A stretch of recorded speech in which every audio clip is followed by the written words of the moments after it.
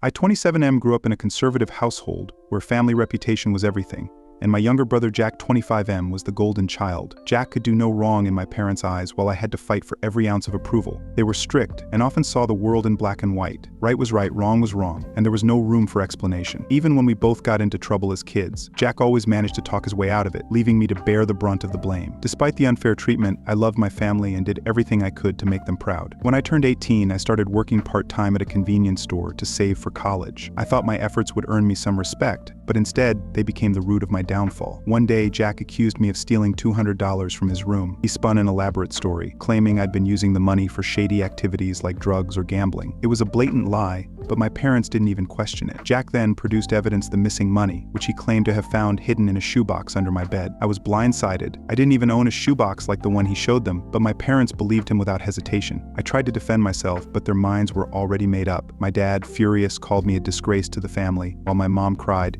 saying she couldn't believe I'd betray them. They demanded I pack my things and leave that night. I begged them to believe me, to hear me out, but they refused. My dad's parting words were, "We don't want a thief under our roof." Homeless and heartbroken, I left with just a backpack, some clothes, and about $150 from my last paycheck. At first I stayed with friends, but I didn't want to overstay my welcome, so I ended up sleeping in my car. It was the darkest time of my life. I would shower at a gym and stretch my meager savings by eating cheap fast food. I wanted to call my parents, to plead with them to reconsider, but pride and anger held me back. They had chosen Jack's word over mine without a second thought. Things began to turn around when my boss at the convenience store noticed I was struggling. She pulled me aside one day and asked what was going on. For the first time, I broke down and told someone the whole story. To my surprise, she didn't just offer sympathy, she helped me. She gave me extra shifts and connected me with a landlord who rented me a small, affordable apartment. From that moment, I resolved to build a life for myself, no matter how hard it was. I deferred my college admission for a year to stabilize my finances, then worked tirelessly to balance my studies with multiple part-time jobs. I graduated with a degree in engineering,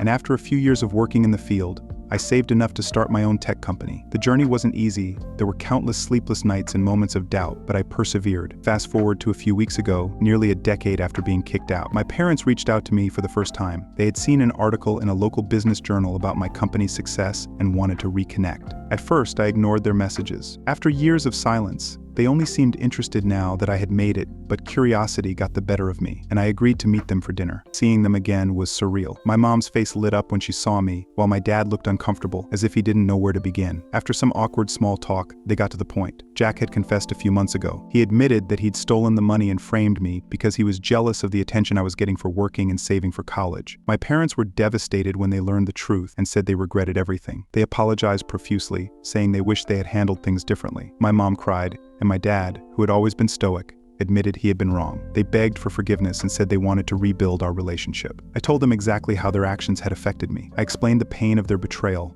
how it had forced me into a life I wasn't prepared for, and how I had struggled to survive on my own. I made it clear that while I didn't hold a grudge, I couldn't easily forget how quickly they had discarded me. Since that meeting, we've exchanged a few texts, but I've kept my distance. I've worked too hard to build a life of stability and peace, and I'm not ready to let them back in fully. As for Jack, I haven't heard from him, and honestly, I don't care to. He stole years of my life and my relationship with my parents, all because of petty jealousy. Some bridges, I believe, are better left burned. In the end, I've learned to rely on myself and find strength in my journey. While my parents' apologies may be sincere, trust is something that takes time to rebuild if it can be rebuilt at all.